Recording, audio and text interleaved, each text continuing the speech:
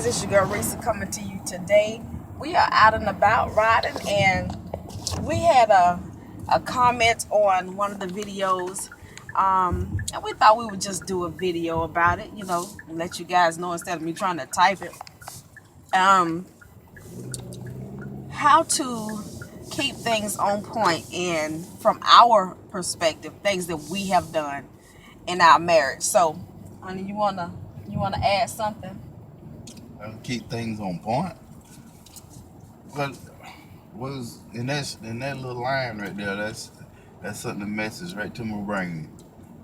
This I'm not putting it on women. I'm not even putting it on the man. It's just this is what I from that comment.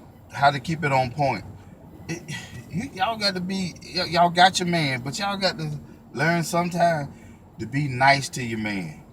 He want to see you be nice to, but some people, sometimes some women, even my wife, she does it sometimes too. She feels like she's being a maid to him. You gotta do it. You gotta do it sometime. If it ain't up for 1 or 2 days, you don't do it all the time, and you know you don't. If you stop and do it like that a couple of days, even a week if you can stand it. It's not being a maid. It's not about being a maid. It's being submissive to him. Be Submissive and be catering. be catering and be nice. Let me cater to you.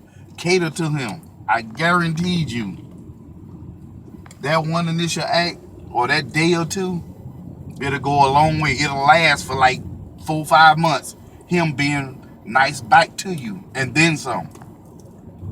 If you take time to do that and stop thinking you a maid, you're not a maid.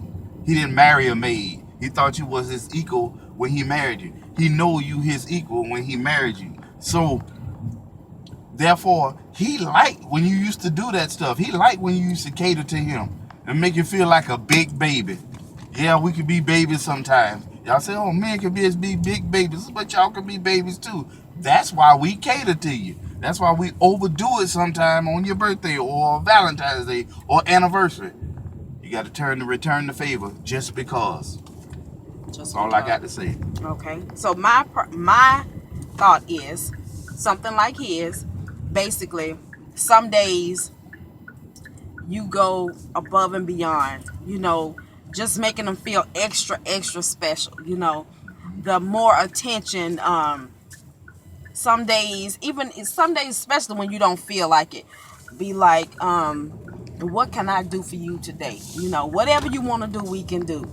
Um, Now, recently, even when we were on our anniversary, we had our days of disagreement Mm-hmm. that weekend. Mm-hmm. But instead of staying there, I Right. chose to wake up that morning and I was like, okay, I'm going to put that behind me. That's right. You know, I say the same it's thing. our anniversary. We're going to go on and move past this.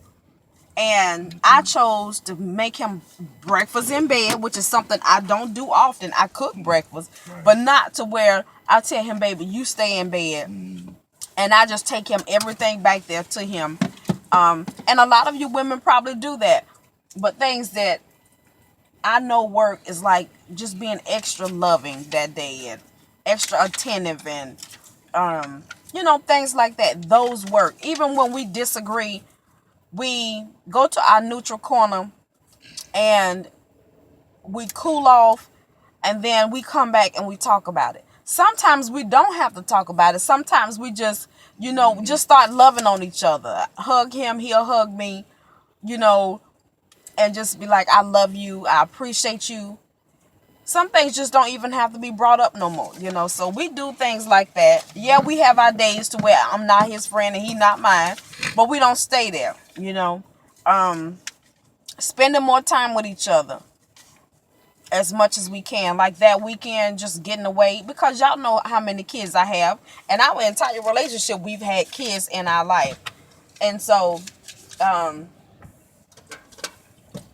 when they say forgive and forget, sometimes we don't want to forget. We don't forget. But to forgive means to move on. And I say, push it all the way to the back of your mind if you can, to the point of, oh, it really don't matter. Because I think about And I believe the Holy Spirit talks to me, Pretty good. How are and you? he's like,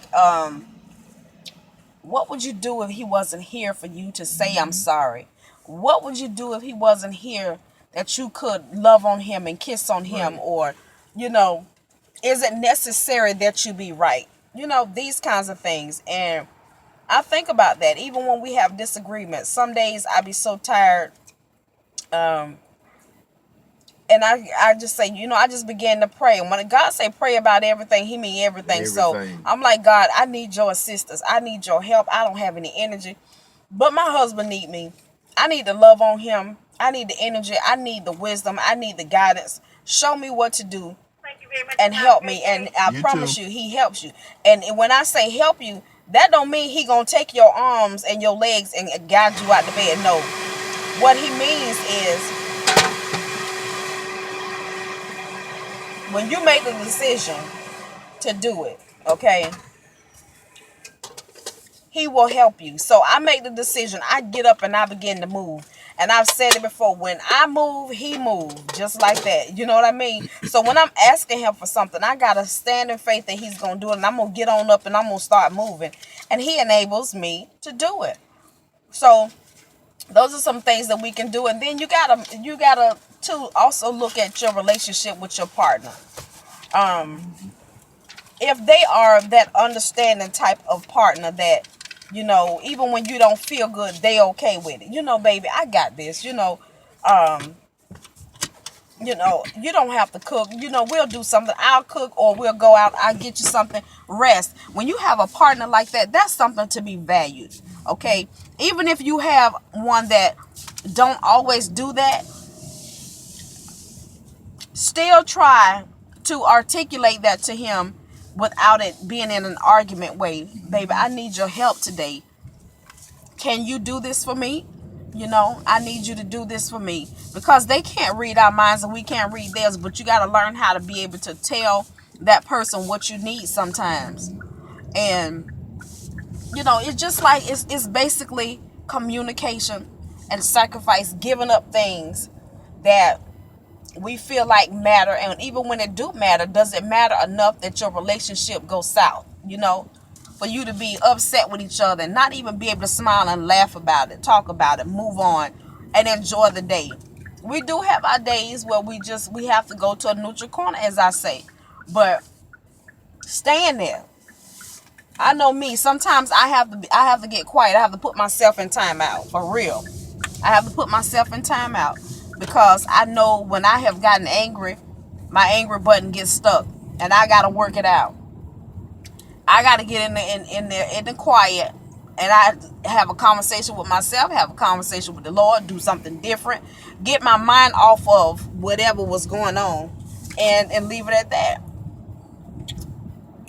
So, we have gotten to the point in our relationship that we are starting to enjoy, and a lot of you may do it, staycations. I'm not sure if you have a babysitter, somebody can watch the kids, or whatever.